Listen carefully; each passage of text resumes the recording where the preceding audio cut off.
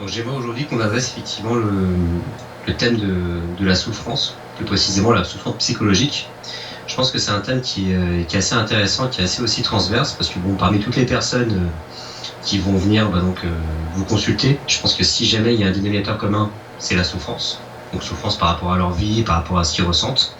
Et je trouve que c'était intéressant de savoir quels sont un peu les mécanismes sous-jacents à celle-ci. Alors comme à l'accoutumée, si c'est ce que j'ai fait, c'est que je suis un peu cherché, je vais aller chercher les définitions. Donc ce qu'on appelle souffrance aujourd'hui en dictionnaire, donc c'est le fait de souffrir, hein, c'est un état prolongé de douleur physique ou morale, qui peut être lié parfois effectivement à avoir sa part de souffrance dans l'existence. Et plus précisément, quand on parle de souffrance psychologique, ou parfois appelée psychalgie, c'est désigne une souffrance donc, psychologique ou spirituelle qui est différente d'une souffrance ou d'une douleur d'origine purement physiologique, donc c'est-à-dire physique. Et la souffrance émotionnelle est donc bien sûr une souffrance psychologique et elle est rattachée donc dans le domaine des émotions. Donc on a parlé précédemment aussi donc du monde un peu artistique, et la souffrance c'est aussi un de leurs, on va dire, instruments, c'est la tête de leur palette. J'ai choisi donc une citation de Charles Baudelaire, qui dit, donc vous voyez aimer, soyez béni mon Dieu qui donnait la souffrance comme un divin remède à nos impuretés. On a un côté comme quoi la souffrance serait en quelque sorte salutaire. Donc il y a vraiment une valorisation, une espèce de spiritualisation autour de la souffrance. De votre côté aussi, ce qui est intéressant, c'est qu'on peut voir effectivement quand vous abordez la souffrance dans la Genèse de l'homme nouveau, vous dites donc page 99, vous dites il faut savoir que la souffrance psychologique est intimement liée à l'attachement émotionnel aux formes et aux concepts. L'individu dont le mental est dépolarisé peut cependant souffrir d'une manière vibratoire lorsqu'il est mis en vibration par un programme quelconque, mais il soulagera rapidement cette tension vibratoire car il sera en mesure d'utiliser l'énergie plutôt que de la subir. Donc là on voit, contrairement un peu à l'approche spirituelle, encore l'approche on va dire de l'artiste torturé, on a vraiment effectivement une souffrance qui va être de l'énergie qu'on va pouvoir utiliser à sa guise.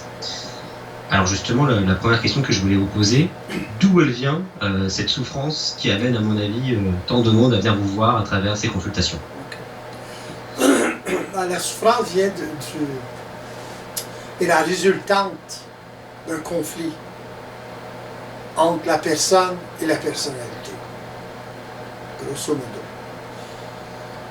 En fait, c'est un conflit entre l'adhérence de l'individu au collectif, autrement dit, son assujettissement au collectif, à travers sa part du rejet, sa part de l'abandon, etc., sa part du jugement du collectif, et sa personne, ses besoins fondamentaux. Alors, lorsque l'individu n'est pas conscient ni de l'un ni de l'autre, il souffre du conflit entre les deux. Par exemple, conflit moral, interdit, sexuel, etc. Et la personne a besoin de vivre sa sexualité comme n'importe tout le monde. Mais elle ne peut pas, à cause des interdits imposés par le collectif, son lien avec le collectif, son lien émotif avec le collectif, à travers sa part du jugement collectif, etc. Alors, ça va la faire souffrir parce qu'il va y avoir conflit. Donc, elle va vivre des émotions en rapport avec ça, culpabilité, etc., etc. Même si elle le vit, elle va se sentir coupable, donc elle va souffrir de ces choses-là, etc., etc. Ça peut prendre toutes sortes de formes. Mais la plupart du temps, c'est lié à des formes morales, etc. Il y a donc vous a vous illustrez le fait effectivement que toute cette souffrance, elle émerge souvent d'une espèce de conflit entre la personne et la personnalité. Comment un individu peut donc, identifier et définir ce qui est l'ordre de sa personne et ce qui est l'ordre de la personnalité? C'est ça le problème. Les gens ne peuvent pas identifier. Pourquoi? Parce qu'ils s'identifient à la personnalité. Pour eux, leur identité, c'est leur personnalité. Autrement dit, qu'est-ce que c'est la personnalité? C'est la résultante des programmes, des automatismes. On dit de quelqu'un, par exemple, Léandre est comme ça, parce que Léandre a des habitudes et on reconnaît ses habitudes de parler, d'agir, etc. de Léandre. Voyez-vous? Alors, la personne s'identifie à ses habitudes, finalement, ses automatismes. C'est ça, sa personnalité. Mais ça vient d'où, ça? Ça vient du lien qu'il a avec le collectif, autrement dit, de l'influence du collectif sur lui. Autrement dit, par exemple, s'il est influencé par le jugement du collectif, il va changer sa façon d'être en fonction de sa peur d'être jugé par le collectif. Voyez-vous? Donc, il va être pieux, par exemple, il va être chaste, ou whatever, à cause de l'influence du collectif sur lui. C'est lui-même qui crée cette influence-là, qui maintient cette influence-là à travers sa peur. Sa peur du jugement, sa peur de l'autorité collective. C'est ce qui forme sa personnalité. Il se programme lui-même, inconsciemment, c'est évident. Et au fur et à mesure de sa vie, il accumule cette expérience-là. Mais il ne voit pas plus loin son nez. Il ne sait pas qu'est-ce qui se passe au niveau de la mécanique que je viens de décrire. Il ne sait pas. Totalement inconscient. Totalement assujetti à des automatismes continuels. Mais il ne sait pas. L'homme fonctionne vibratoirement. Il ne fonctionne pas psychologiquement. Il interprète psychologiquement. Mais il fonctionne vibratoirement. Donc, ça veut dire quoi? Ça veut dire qu'il est assujetti à des automatismes constants. Mais il n'en a pas conscience. Comme l'homme n'a pas conscience, par exemple, que sa pensée est fabriquée, elle est construite de l'influence des programmes. Elle est colorée par l'influence des programmes.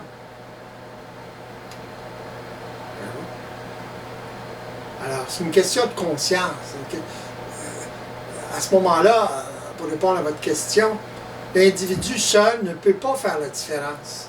Il est trop impliqué dans son identification à sa personnalité, donc à ses habitudes. C'est ça qui est occulte. Il ne sait pas. Il ne peut pas le voir. Comme un enfant, par exemple, ne peut pas apprendre à parler seul. Ça prend un environnement, ses parents, pour qu'il puisse apprendre la langue de ses parents. Influence. Voyez-vous? Donc, sans être en mesure de prendre conscience de ces choses-là par soi-même, bonne chance. C'est trop occulte. Ça prend une influence quelconque. Soit vous entendiez parler de ça, puis ça ouvre une porte. Un autre individu peut ouvrir une autre porte, etc.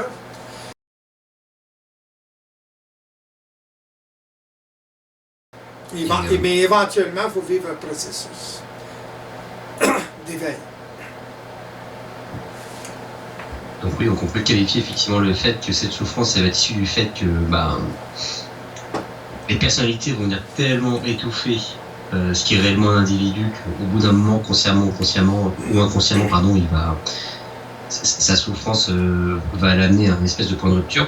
Et justement, qu'est-ce qui va expliquer que des personnes ne vont pas du tout souffrir ou pas du tout ressentir cette souffrance du fait qu'elles vont épouser complètement les personnalités qui sont créées par le collectif, et d'autres qui, au fur et à mesure du temps, vont trouver ça insupportable. Pourquoi des gens, en fin de compte, ils se complaient parfaitement dans le monde des personnalités, et d'autres, à l'inverse, trouvent ça intolérable? Parce que ceux qui trouvent ça intolérable, c'est qu'ils sont rebellés contre le collectif. Ou leurs parents, ou leur environnement. Mais ils sont encore plus en conflit. Les premiers sont en conflit, dans le sens sont en conflit avec leur nature fondamentale. Mais ceux qui se rebellent sont en conflit avec le collectif, finalement. En plus.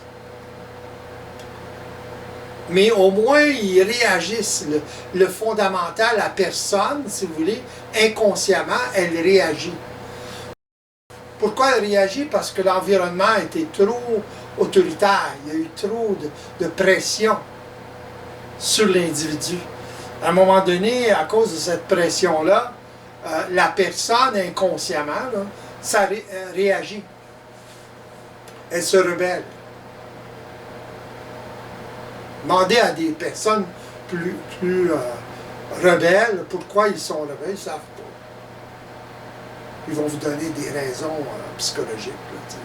Là, mon père était ci, mon père était... Mais fondamentalement, ou ma mère, fondamentalement, ils ne savent pas. Mais c'est ça. Il y a eu trop de pression sur l'individu. L'autorité trop forte, trop puissante. À un moment donné où on ne doit pas, où les parents ne doivent pas mettre autant de pression sur un enfant. C'est là que ça réagit. Malgré lui, c'est une question de survie. Si vous compressez trop l'individu, il a besoin de survivre. La personne a besoin de survivre. Ça réagit. C'est très puissant. Il y aura effectivement donc, les cas où c'est un trop-plein d'autorité qui va rendre effectivement l'enfant complètement dans un statut d'aversion totale à celle-ci. Est-ce que la sensibilité compte aussi? C'est en fonction de la sensibilité d'un individu, des parents qui vont paraître pas trop autoritaires pour certains vont l'être considérablement pour d'autres du fait même de cette sensibilité. Oui, mais c'est subtil. Des parents peut-être sont pas aussi autoritaires, mais ils vont avoir une influence sur l'enfant, plus grande même. Bon? Ça dépend de beaucoup de facteurs. Un enfant, la sensibilité d'un enfant est dépendante de son environnement. On n'est pas sensible ou insensible. Oui, le génétique peut jouer là-dedans, mais pas à ce point-là. Ça se développe. Il y a des accidents, il y a des événements qui font qu'un enfant va être plus sensible qu'un autre. Tout le monde a la même capacité de sensibilité, disons. Mais il y en a qui sont plus sensibles que d'autres parce qu'ils réagissent à leur environnement. Il y a toujours un facteur environnemental. Tu sais, l'enfant, il ne vit pas d'une bulle. Là. Il est influencé, puis il est prédisposé. Il absorbe facilement un langage, justement. C'est très facile pour un enfant d'apprendre un langage. Il est immersé dans un langage, dans un environnement. C'est comme ça qu'on apprend de toute façon.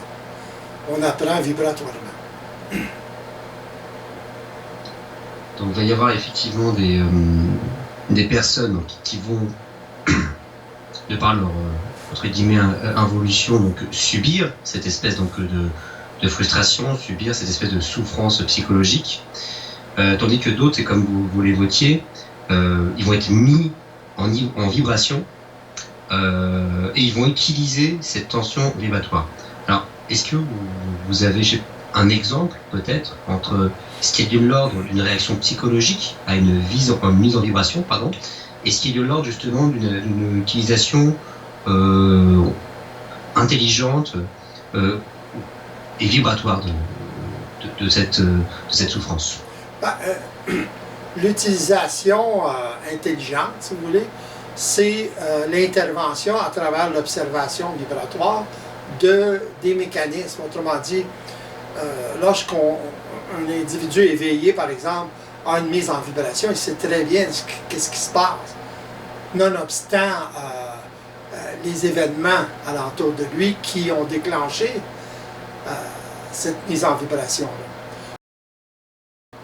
Qui ont déclenché le programme, qui ont déclenché la mise en vibration. Alors, le seul fait qu'il est en mesure d'observer ce phénomène-là, ça l'empêche de vivre l'émotion. Il ne s'empêche pas de vivre une émotion, ça l'empêche. L'observation elle-même neutralise l'émotion. Il y a encore mise en vibration, mais pour lui, c'est de l'énergie à utiliser. Il va être en mesure d'utiliser cette énergie-là, par exemple, par la parole, par l'action, etc. Canaliser cette énergie-là. Si par exemple, quelqu'un argumente avec lui, vit des émotions, ça va le mettre en vibration, mais il va être en mesure d'utiliser cette énergie-là pour expliquer à l'autre personne qu'est-ce qui se passe. Alors à ce moment-là, l'autre personne peut bénéficier du fait que cette personne-là est éveillée à ce qui se passe et lui explique la mécanique. Alors à ce moment-là, ben, c'est comme ça qu'on peut utiliser les mises en vibration. On ressuscite l'énergie de la mémoire. Alors, tandis que si vous subissez l'émotion, à ce moment-là, vous perpétuez la mémoire. Vous êtes sous l'influence de la mémoire. Quand vous êtes sous l'influence d'un programme, vous êtes sous l'influence d'une mémoire où il y a de l'information d'accumuler qui crée l'automatisme, justement. On fonctionne à travers des automatismes. L'être humain n'est pas... ça ne fonctionne pas comme il pense. Lui, il se croit conscient. Moi, je suis conscient. Ouais, à un certain niveau, psychologiquement conscient, mais de ces choses-là, les automatismes subtils comme ça, il n'y en a pas conscient. Là, mais continuellement sous l'influence d'automatisme. Puis il croit au libre arbitre. Puis il n'est pas conscient de ces mécanismes-là, puis ces automatismes-là. Là, mais l'être humain est dans le noir complet. C'est pas parce qu'il comprend ce que je parle psychologiquement qu'il n'est pas dans le noir. Il va être encore dans le noir. Ça prend un processus comme un enfant d'apprendre à parler, puis à écouter, comprendre les mots, etc., pour être en mesure de s'éveiller et d'observer et de s'en sortir finalement. Autrement dit, ça prend une influence. Ça devrait être les parents, finalement. Mais quand les parents sont inconscients, bien, ça prend une autre sorte d'influence. Quand la personne, l'enfant est rendu adulte, tout simplement. C'est ça le processus d'éveil.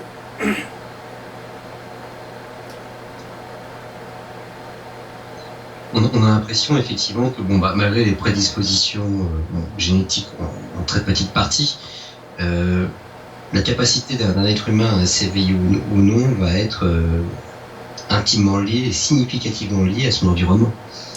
Donc quelque part, en fonction de son environnement, est-ce que un être humain quand même, il va être hypothétiquement en mesure de le surpasser? C'est ça qui est intéressant, c'est qu'il y a à la fois un environnement qui va prédisposer une personne, je ne sais pas, effectivement, à la liberté ou à l'éveil, donc ça peut être à la fois des parents plus ou moins évolués, mais à l'inverse, c'est ça qui est intéressant aussi, c'est que comme vous l'avez exposé, il y a aussi des cas où c'est l'inverse, c'est qu'il y a un environnement qui était tellement involutif à base d'autorité que l'individu, en fin de compte, a explosé et s'est éveillé d'une autre manière. Donc, mais il va quand même, malgré tout, de par son enfance, sortir avec un bagage de mémoire, de programme. Et il faut quand même une sacrée force, une sacrée autonomie pour ne pas se laisser embarquer par ces programmes, pour éviter cette souffrance. C'est pas tellement de la force comme prendre conscience. Qu'est-ce qui va différencier deux personnes, par exemple? Une personne qui va en prendre conscience et une personne qui ne peut pas en prendre conscience, c'est la résistance psychologique d'un individu. Il y en a qui ont une résistance énorme, incroyable. Ils n'arriveront jamais à s'éveiller de leur vie. Et leur environnement non plus, puisqu'il influence leur environnement. Alors, ça va prendre du temps. Tandis qu'un autre individu, à cause de son environnement, justement, il est plus prédisposé. Voyez-vous? Premièrement, une personne qui s'est rebellée est un peu plus prédisposée. Ça dépend comment il l'utilise. Voyez-vous? S'il est assujetti à sa rébellion, il ne pose pas de questions, il va avoir autant de difficultés, autant de résistance. Tandis que s'il est plus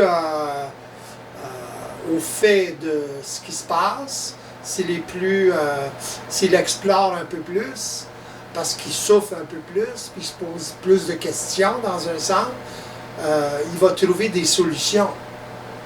Les solutions, il va chercher des personnes qui peuvent l'éclairer. Voyez-vous? Il y a plein de personnes qui prétendent qu'ils peuvent éclairer.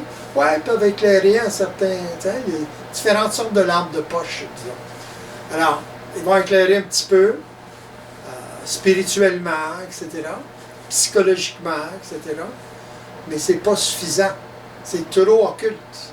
C'est trop profond. Alors, éventuellement, cette personne-là, qui est plus sensible, qui souffre plus, par exemple, qui est plus sensible à sa souffrance, finalement, ben, elle va trouver quelqu'un qui va l'éclairer encore plus, tranquillement, pas vite, qui va y apprendre le langage de la vie. Donc, le langage systémique. Donc, la réalité systémique. C'est ça qui est important. Vous avez mentionné le fait que certaines personnes sont dans une résistance psychologique totale. D'où vient cette résistance? Qu'entendez-vous par résistance psychologique? C'est quelqu'un qui essaie de résoudre ses problèmes de façon psychologique seulement. Bon? Et plus il est intellectuellement fort, pire c'est. Donc ça joue contre lui. Jusqu'à ce qu'il s'en rende compte, qu'il prenne conscience de ce phénomène-là, et là, sa capacité intellectuelle peut commencer à lui servir. Mais il doit prendre conscience de la résistance. Puis comment on prend conscience de la résistance? En l'observant, en temps réel.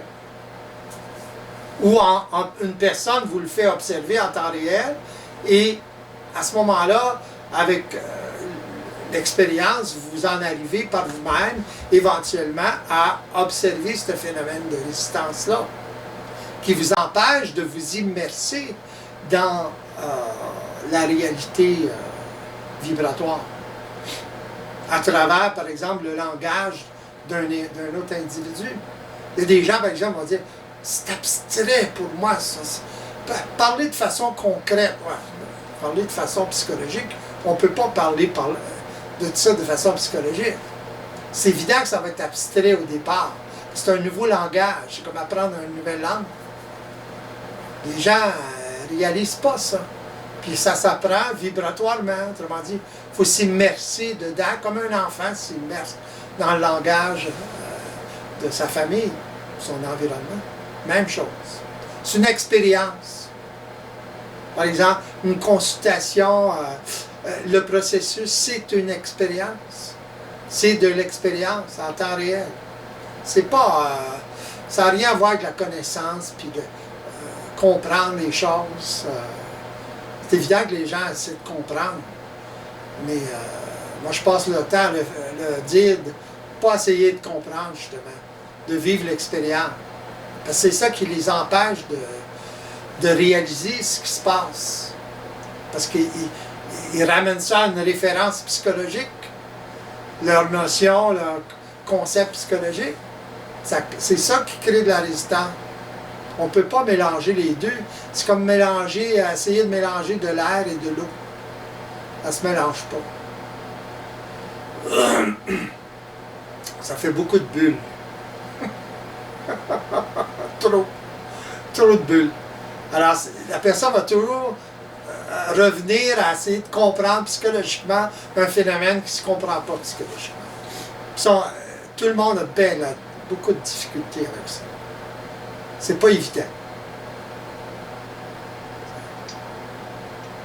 Vous avez mentionné le fait que parfois il y a, sur ce qui va expliquer donc, cette résistance psychologique, va y avoir donc, cet intellect qui, étant très développé, va à l'inverse, au lieu de débloquer l'individu. Donc il va y avoir ce qu'on pourrait appeler des choses de l'ordre de l'intelligence psychologique. Et donc je vous posais la question, c'est quoi de l'intelligence vibratoire, multidimensionnelle? L'intelligence multidimensionnelle ou vibratoire, c'est être dans l'intelligence de la réalité des choses. Autrement dit, être dans l'intelligence de la mécanique, être dans l'intelligence de ce qui se passe, par exemple, vibratoirement. C'est pas évident non plus. Il faut connaître la mécanique. Il faut savoir, il faut avoir un aperçu de la mécanique pour commencer à observer cette mécanique-là. Voyez-vous? Il faut avoir une petite idée comment ça fonctionne. Voyez-vous? Et le vérifier par soi-même dans notre vie de tous les jours. C'est comme ça que vous allez en arriver, ou une personne peut en arriver à développer cette capacité-là. Il y a l'observation psychologique, il y a l'observation vibratoire. Les deux sont de l'observation. Si on est capable d'observer aujourd'hui vibratoirement, c'est grâce à l'observation psychologique, au développement de cette observation psychologique-là. Mais l'observation psychologique est unidimensionnelle, elle n'est pas multidimensionnelle. Elle ne tient pas compte du multidimensionnel. Alors, il faut développer une observation différente. Tout simplement. Que ce soit dans l'approche, dans l'observation psychologique ou l'observation multidimensionnelle vibratoire, et ça résonne aussi dans ce que vous évoquiez précédemment, on a l'impression que dès qu'on rentre dans l'observation, on déjoue des programmes, on déjoue une approche un peu psychologique. Donc j'ai l'impression effectivement que la clé un peu de tout ça, c'est cette observation. Mais comment être à la fois en perpétuelle observation et d'un autre côté, être dans l'action? Comment trouver un juste équilibre entre une personne qui va être un peu dans cette espèce d'ermite de sa propre vie, hein, même parfois aussi très concret, très positivement, empiriquement, ils vont s'isoler. Donc comment trouver un juste équilibre entre ce qui est de l'observation et de l'action, de mettre en pratique un peu effectivement tout ce qu'on a pu observer et identifier. OK. Quand vous observez psychologiquement, facile, hein? Facile. Pourquoi? Vous avez l'habitude. Pourquoi? C'est quoi une habitude? C'est un programme? C'est un automatisme? Alors, il s'agit de développer cet automatisme d'observation vibratoire, tout simplement. Mais pour ça, il faut avoir conscience du système, de la mécanique systémique, comment ça fonctionne, avoir une petite idée en tout cas, pour être en mesure par la suite de l'observer. Mais c'est l'expérience d'observation au fur et à mesure qui va développer des automatismes d'observation, puis à un moment donné, vous allez tout le temps être en observation vibratoire et psychologique. Ça va être un tout, mais surtout vibratoire. Vous allez être capable de voir les dessous continuellement. Mais ça va se faire automatiquement. Vous aurez développé cette capacité d'observation vibratoire avec le temps, avec la constance de l'expérience. C'est aussi simple que ça. Ça se fait tout seul. Il suffit de vivre l'expérience. Donc, voyez-vous, là, c'est automatique. Que vous pouvez faire pendant que vous vivez cet automatisme-là. C'est facile de... C'était quoi votre question déjà? Le début de votre question, là, c'était en rapport avec la pensée ou jeu de genre, en tout cas. Mais tout se fait automatiquement à ce moment-là. Effectivement, il y a l'automatisation qui va nous aider, donc en fond, on va en quelque sorte se reprogrammer. Ouais. Mais alors, comment bien distinguer ce qui va être de l'ordre de l'observation psychologique et de l'ordre de l'observation vibratoire? Parce que vu qu'on a un énorme programme, une énorme mémoire psychologique, on va être amené à beaucoup observer psychologiquement, tout en étant dans l'attitude de l'observation multidimensionnelle. Là est la question. Être ou ne pas être. C'est là qu'un autre individu entre en ligne, si vous voulez. Et l'importance, justement, de l'intervention d'un autre individu qui est éveillé à cette réalité-là, qui peut observer votre problématique de non-observation de ce phénomène-là. Autrement dit, vous faire prendre conscience sur le temps, en temps réel, de ce qui se passe chez vous. Sans ça, vous ne le verrez jamais. Voyez-vous? Alors, à ce moment-là, c'est vous prendre les mains dans le sac, autrement dit. Si vous êtes ouvert à ça, à ce moment-là, vous absorbez cette expérience-là, et à force de vivre cette expérience-là, ben, vous développez un sens, justement, de la résistance psychologique, etc. Voyez-vous? Quand vous observez seulement de façon psychologique. Il faut en quelque sorte un observateur multidimensionnel qui va pouvoir observer notre observation psychologique. C'est ça. Donc, c'est la personne qui commence à s'éveiller, qui peut observer la personnalité ou les habitudes qui créent la personnalité. Voyez-vous? Mais il faut qu'il y ait un éveil. Ça, c'est pas évident. Voyez-vous? Tant que vous nourrissez l'observation psychologique, il n'y a pas d'éveil. Voyez-vous? Il faut que vous commenciez à observer de façon vibratoire pour que l'éveil se crée. Autrement dit, pour que la personne commence à évoluer. Sans ça, la personnalité, elle involue. Voyez-vous? Mais là, vous allez me dire, ben là, c'est l'œuf ou la poule, là. Parce que c'est la personne qui observe, puis elle ne peut pas se développer tant qu'elle n'observe pas. Mais il ne faut pas regarder ça comme pouf, d'un coup, là. Ça se fait tranquillement, à petite dose. Vous commencez à observer, la personne commence à s'éveiller, vous observez encore plus, ça prend du temps. Voyez-vous, psychologiquement, vous êtes prisonnier du temps. Donc, c'est pour ça que les gens ils veulent des choses tout de suite. J'ai compris. Bon, OK, c'est beau. T'sais? Là, j'ai plus besoin de rien, j'ai compris. Ouais, mais il te reste l'expérience, puis il te reste à répéter la compréhension puis l'expérience. Mais les gens ne réalisent pas ça. Psychologiquement, il manque des bouts de la réalité. La réalité, c'est que on fonctionne vibratoirement, on fonctionne à travers des programmes. Pour créer un programme, il faut qu'il y ait récurrence de l'expérience pour devenir professionnel dans l'expérience. Dans n'importe quoi, hein? Bon, ben, ça fonctionne comme ça tout le temps, dans tout. Mais psychologiquement, les gens croient que bon, on comprend. Non, vous ne comprenez rien. En vous fiant seulement sur votre compréhension. Parce que c'est théorique, c'est virtuel, c'est pas réel encore. Autrement dit, c'est pas intégré. Il faut l'intégrer. Ce que vous savez, ce qu'une personne sait, il faut qu'elle l'intègre. Il y a plein de gens qui sont dans la philosophie du supramental, ils n'ont rien intégré du tout. Ça paraît, on les lit, là, puis, ils n'ont rien intégré, mais ils peuvent élaborer, puis élaborer, puis élaborer. Mais ça ne veut rien dire. C'est l'intégration qui est importante.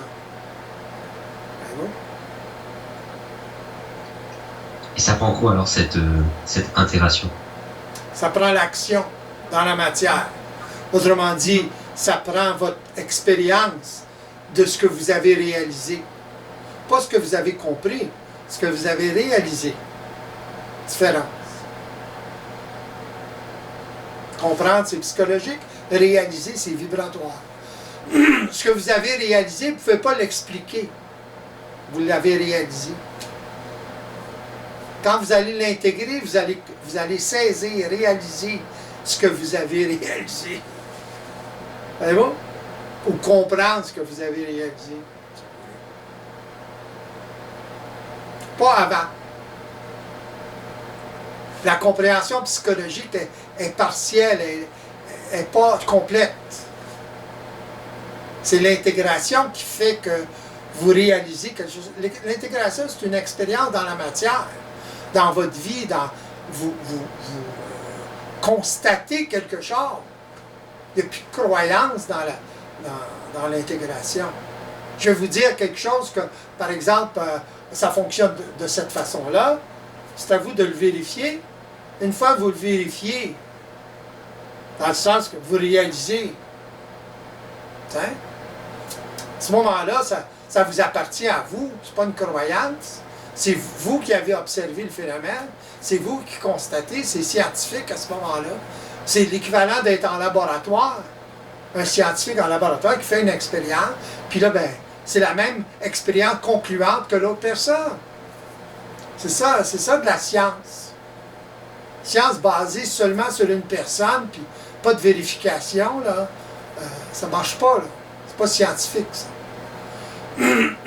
Ça peut l'être, mais il faut qu'il y ait des preuves, il faut qu'il y ait d'autres personnes qui vivent la même expérience, puis qui réalisent la même chose, qui constatent la même chose.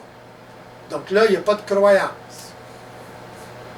Mais si vous fiez seulement à ce qu'une personne dit, sans vivre l'expérience, ça c'est de la croyance, même si c'est réel ce qu'elle parle. Voyez-vous? Il faut que vous vérifiez par vous-même, vous constatiez plutôt par vous-même.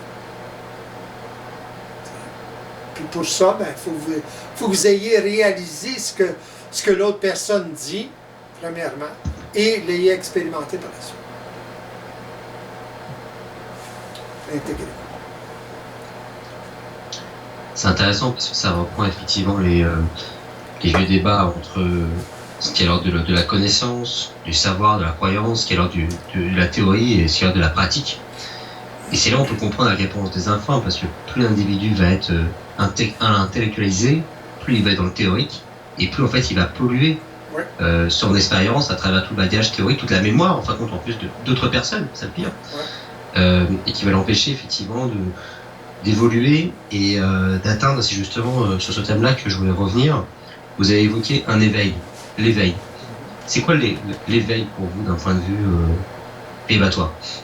L'éveil, c'est la réalisation qu'on est manipulé par une mécanique,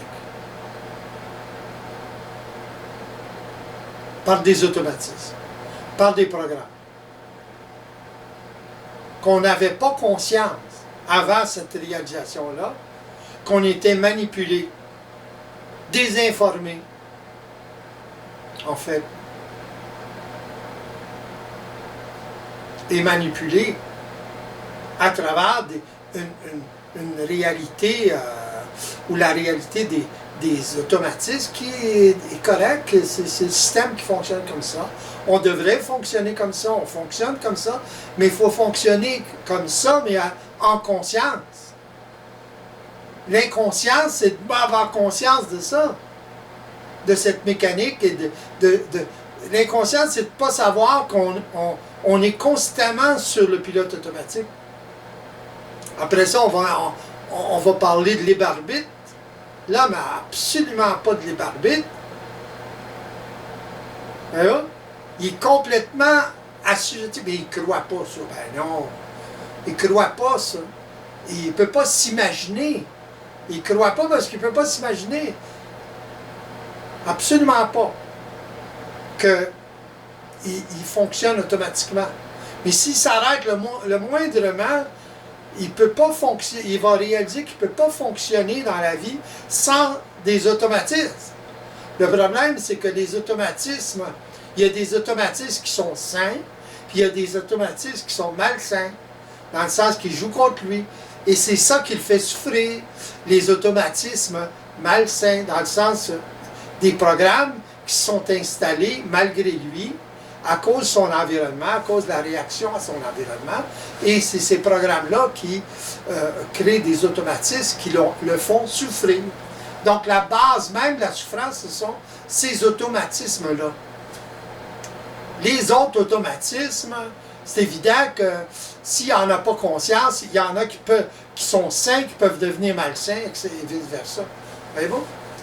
Mais c'est à lui à s'éveiller justement à cette réalité-là et commencer à intervenir. À travers quoi? À travers sa capacité à observer vibratoirement ce phénomène mécanique-là. Parce que c'est purement mécanique. Il n'y a personne derrière ça. C'est intelligent, je suis d'accord, mais c'est purement mécanique. La vie est mécanique. Tu sais?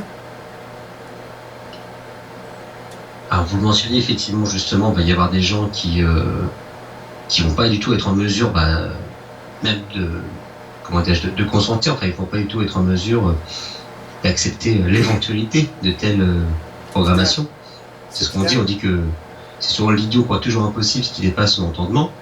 Mais pour revenir effectivement à l'identification de ces mécanismes, et vous l'avez dit, ça va être cette capacité d'observation.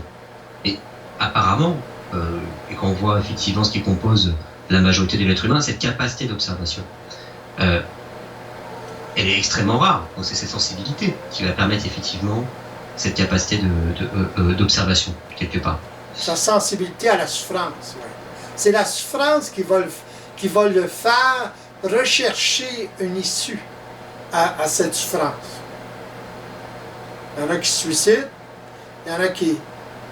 Et s'éveiller, c'est comme un suicide dans un sens. Voyez-vous? Il faut tuer la personnalité. Il faut tuer l'influence du collectif sur soi. Fait que c'est une forme de mort, dans un sens, pour créer la vie. Dans le sens, c'est ça qui va nous amener à la vie finalement. Parce que l'homme vit dans la mort, vit de la mémoire, vit du monde de la mort. Il est influencé par les autres qui ont passé en avant de lui, qui sont morts, qui sont vivants. Il y en a qui sont vivants encore, mais la plupart sont morts. Toute cette influence-là qui a influencé toutes les générations, c'est ça qui l'influence aujourd'hui, c'est ça qui l'empêche de se libérer de sa souffrance puis de s'éveiller à autre chose, à la vie. Il y a effectivement cette approche un peu de pouvoir tuer, pour en quelque sorte suicider ces personnalités pour en être à sa personne, son identité. C'est juste de dire que donc suicider, tuer ces personnalités, c'est aussi se tuer en quelque sorte du collectif, c'est-à-dire c'est se sevrer du collectif, c'est se sevrer de la personnalité, autrement dit des traits qui jouent contre nous finalement.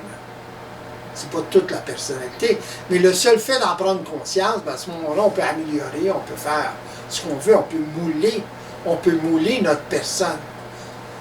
Il n'y a pas de différence entre la personnalité et la personne à ce niveau-là. Voyez-vous? La personne s'approprie la personnalité dans un sens. Voyez-vous? Les traits qu'elle va, ça, je veux garder ça j'en veux pas, ça, je le garde, ça, j'en veux pas. Elle fait un tri. Voyez-vous? Alors, à ce moment-là, elle est bien dans sa peau parce qu'elle souffre moins. Elle est moins assujettie à ces automatismes, à ces programmes-là. C'est ça le problème de la souffrance. C'est l'assujettissement et l'ignorance des informations, c'est évident, de tout cet apparatus-là qui manie tout. Le grand Manitou. C'est ça le grand Manitou. Le grand Manitou, c'est le système. Ça fonctionne comme ça. C'est tout. Il y a effectivement une approche assez intelligente qui est, comme vous le mentionnez, c'est de jouer un peu avec ces personnalités, d'avoir cette espèce d'agilité qui nous évite des frustrations, des tensions par rapport à un collectif. Parce qu'un collectif psychologique, il sera toujours amené à vouloir contrôler, à vouloir de manière persuadée. Donc, effectivement, une personne plus ou moins sensible, elle va être plus ou moins gênée, mais après, effectivement, libre à elle de jouer sur ces différentes tensions pour ne pas en souffrir. Ou en tout cas, utiliser cette souffrance intelligemment pour jouer avec ce collectif qu'il a autrefois étouffé. Et justement, sur cette sensibilité, vous avez mentionné quelque chose, c'est-à-dire qu'il faut savoir être justement sensible à sa sensibilité. Et ça me fait penser à un de vos passages, donc toujours dans la Genèse de l'homme nouveau, ou page 87, où vous avez fait donc, cette petite phrase, ça va être très court, c'est donc, vous dites, lorsque nous examinons la situation d'un point de vue évolutif, donc sur la souffrance psychologique, nous constatons que la souffrance est maintenue à la fois par la trop grande sensibilité de l'ego, donc on a vraiment quelqu'un de très sensible, et par son insensibilité relative à celle-ci. C'est donc justement où je voulais en venir. Et vous continuez, s'il était plus ajusté à la réalité systémique, cette même sensibilité lui servirait, et il ne tolérerait pas très longtemps cette souffrance psychologique. Alors la question, effectivement, ça prend quoi d'être justement ajusté à cette réalité systémique? Un coup de pied au cul. Par la vie. Oui, littéralement. Que la vie vous donne un coup de pied au cul. Ça prend ça. Le coup de pied au cul, c'est une grande souffrance. Ça fait mal. Sur le coup, plus que d'habitude. Quand l'individu en a le ras-le-bol, il est prêt à tout. Il faut être prêt à tout pour se libérer. Pour s'éveiller. C'est pas un éveil mystique, là, où il y a un désir d'éveil. Les gens ne veulent pas. Ils ne désirent pas s'éveiller. S'ils savaient ce que ça implique, s'ils savent ce que ça implique, ils ne veulent pas s'éveiller. Les gens qui sont en résistance, par exemple, quand je parle de mécanique, je parle de la mécanique systémique, je parle de mécanique vibratoire, comment ça marche, etc. Ils n'acceptent pas ça. Pourquoi? Parce qu'ils ont des concepts autres qui les empêchent de réaliser ces choses-là. Ils ont réussi à observer un peu plus dans leur vie de tous les jours pour constater cette réalité-là, mais ils ne peuvent pas. Ils ne veulent pas. Il y a une résistance. Ils veulent que la vie, c'est comme ils s'imaginent. La vie, c'est pas comme vous imaginez, c'est comme elle est. Il faut la découvrir, la vie. La réalité de la vie. Il faut découvrir, le système.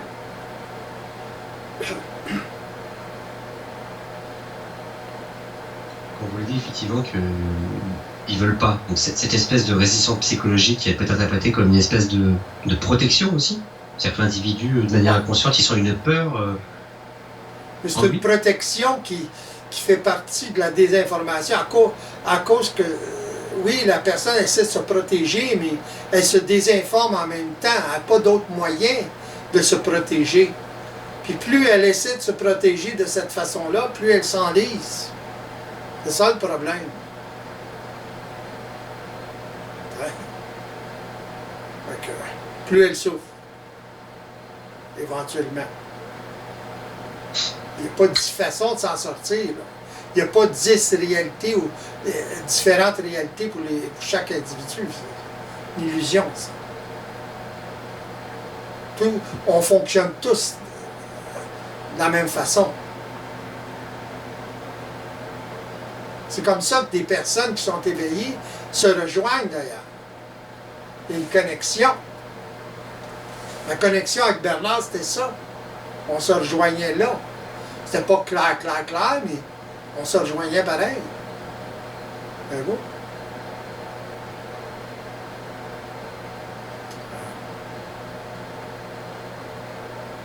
Est-ce que c'est juste de dire que des personnes effectivement qui ne sont pas amenées à cet éveil, ou en tout cas à cette perspective d'éveil, ce sont des personnes qui n'ont pas assez souffert justement? Oui. Pas assez d'expérience. Simplement. Malgré leur capacité intellectuelle, malgré toute leur connaissance, etc., ils n'ont pas assez souffert de la vie. La vie s'en charge. Le coup de pied au cul, ils vont l'avoir à un moment donné. Tôt ou tard. Et alors, arriver à ce fameux coup de pied au cul, quelle est la bonne attitude adoptée? Il faut être aussi là, à ce moment-là, dans l'observation, ou c'est ce coup de pied au cul qui va nous amener à cette observation? Il n'y a pas d'attitude. L'attitude, c'est psychologique. C'est pas une affaire d'attitude. C'est une affaire de savoir. Quand vous souffrez assez, vous savez que c'est pas de même que ça marche, là. Ça ne peut pas être comme ça que la vie fonctionne. C'est là que ça se passe.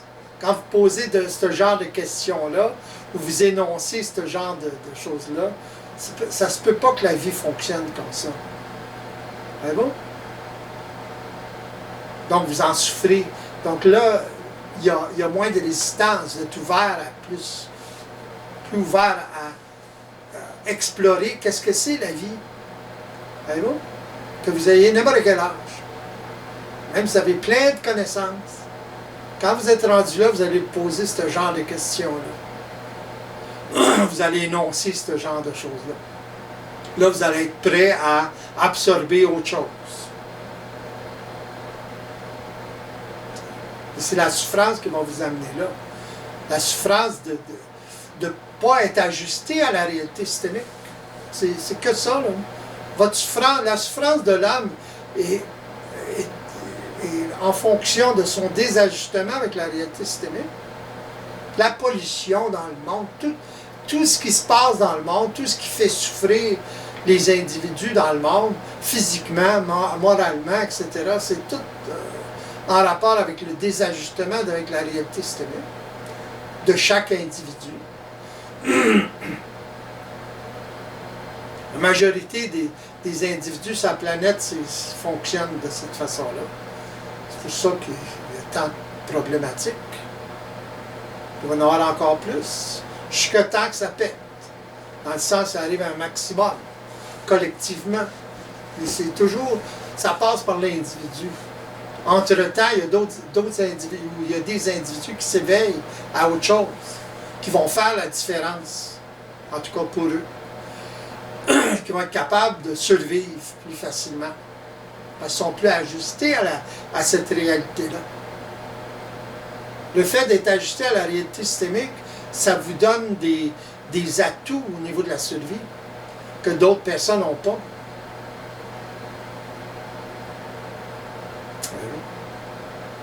Une très grande différence. Pardon?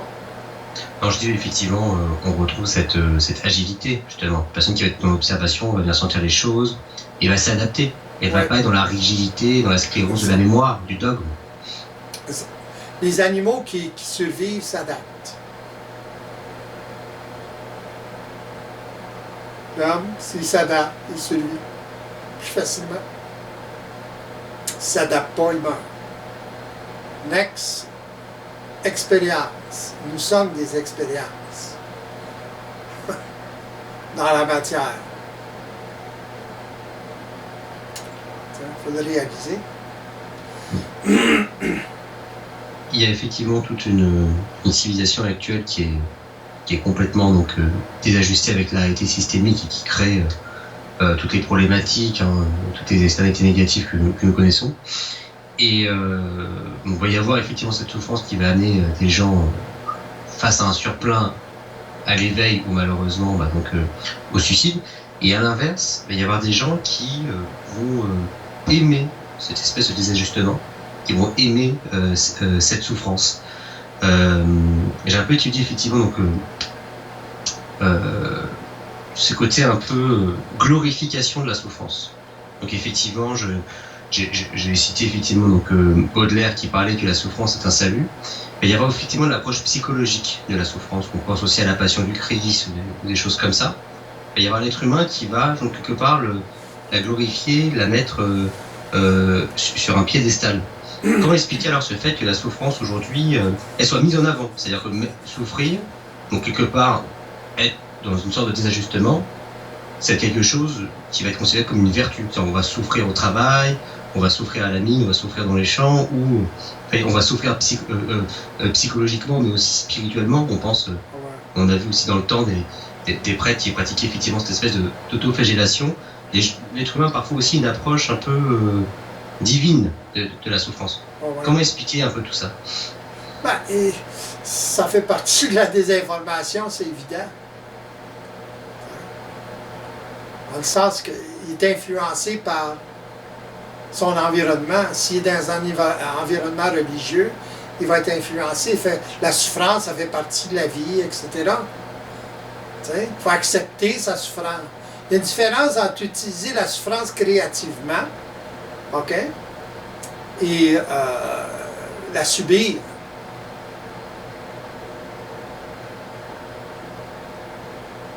Que ces gens-là la subissent, mais ils la subissent justement encore plus parce qu'ils l'acceptent. Ça fait partie de leur réalité. Pareil comme la réalité systémique fait partie de ma réalité. Voyez-vous? C'est une façon d'être, de vivre, etc. Pour eux, la vie, c'est comme ça. Ils ne peuvent rien changer à ça. Ils sont limités à cette réalité-là. Pour eux, accepter, c'est moins souffrir dans un sens. Ils s'accommodent. Ça ne les empêche pas de souffrir pareil. Surtout dans un système religieux, au niveau de la morale, au niveau des besoins fondamentaux comparativement à l'imposition de la morale collective, etc. Chez les prêtres, c'est terrible. C'est pour ça qu'il y a tant de problématiques sexuelles au niveau de la prêtrise, etc. C'est ça que ça donne. Vous avez dit aussi précédemment que ça va être l'intervention d'une personne extérieure qui va nous permettre d'observer et de pouvoir mettre en lumière ce qui est de l'ordre de l'observation psychologique et de l'observation vibratoire, multidimensionnelle. Et vous avez aussi évoqué ce fameux coup de pied au postérieur qui va aider.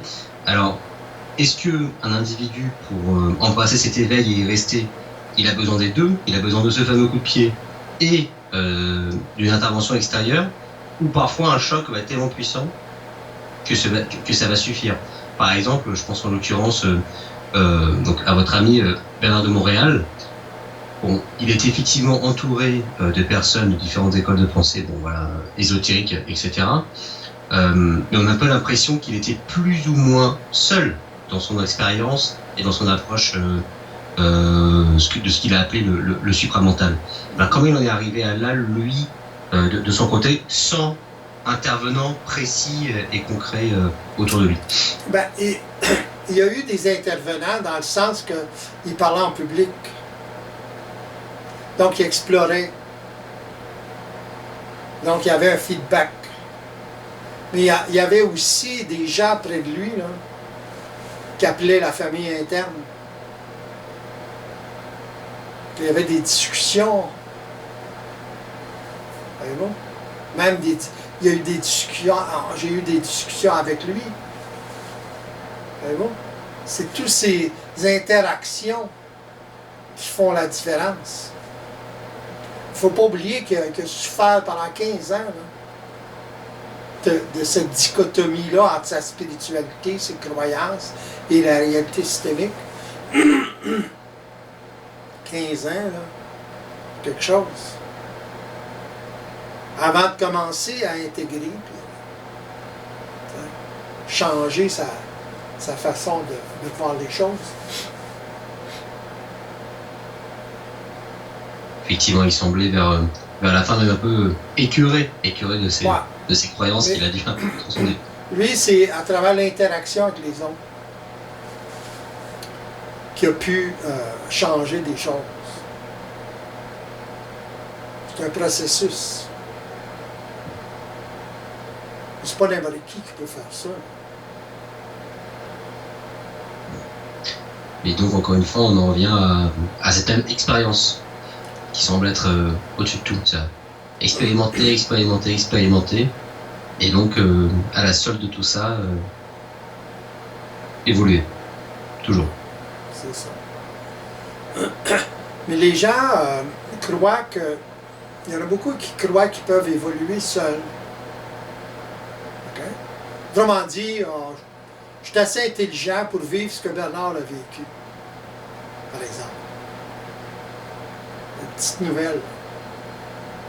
C'est pas du même acabit, disons. Voyez-vous? Et les gens croient ça. Ils vont rester comme ça. Même Bernard a eu des influences. Pas de la même sorte, là, mais il y a eu des influences. Alors, c'est l'interaction entre les gens qui fait toute la différence. Et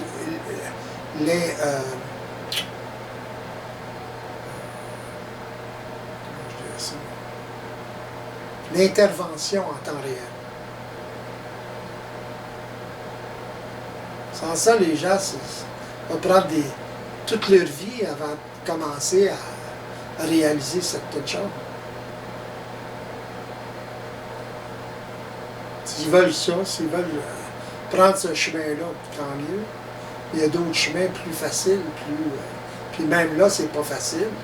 Il y a des chemins plus faciles, plus intéressants. C'est comme un enfant, comme je dis, comme un enfant qui apprend une langue, il n'apprend pas le français tout seul. C'est la même chose pour l'homme en général. Même si c'est plus un enfant, c'est un autre langage, c'est une autre conscience totalement. Il n'y a pas idée. Les individus n'ont pas idée tant qu'ils ne sont pas dans le processus ou suffisamment avancés dans le processus.